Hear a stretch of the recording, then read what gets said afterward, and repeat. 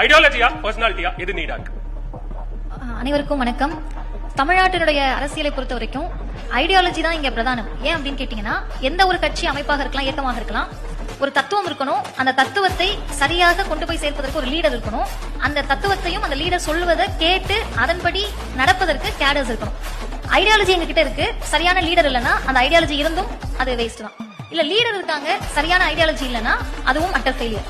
Ideology இருக்கு, ஒரு leader இருக்காங்க, ஆனா அதை சரியாக கொண்டு போய் சேர்ப்பதற்கான தொண்டர்களை உருவாக்காம ஒரு கட்சியோ அமைப்போ இருக்குன்னா அதுவுமே லாங் லாஸ்டிங்கா இருக்க முடியாது. இப்ப இன்னைக்கு தமிழ்நாட்டினுடைய ஐடியாலஜி என்ன அப்படின்னு கேட்டா, சந்தேகம் இல்லாமல் ஒரு செகண்ட் தாட் இல்லாம திராவிடம் அப்படின்றதுதான் தமிழ்நாட்டினுடைய ஒட்டுமொத்த ஐடியாலஜியாக இருக்கு. அந்த தத்துவத்தை வச்சுதான் இந்தியா சாதிக்க முடியாத பல இடங்கள்ல தமிழ்நாடு சாதிச்சிருக்கு.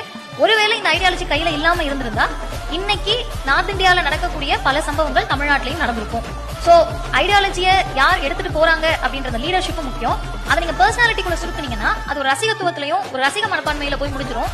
அது தனிப்பட்ட ஒரு மனிதருடைய தவறால் ஒட்டுமொத்த சமூகத்துக்கும் அது சீரழிவா மாறிடும். இப்ப தனிப்பட்ட மனிதர் சரியா இல்ல அப்படின்றப்ப இந்த தத்துவத்துல இருந்து நீங்க விலகி போறீங்க, சோ உங்களை நாங்க எடுத்துக்க முடியாதுன்னு சொல்றதுக்கு மக்கள் தயாராகிடுவாங்க. அப்ப முதல்ல மக்கள் கிட்ட போய் சேர வேண்டியது ஒரு தத்துவம். அந்த தத்துவத்தை எடுத்து செல்வதற்கு ஒரு தலைமை தேவை.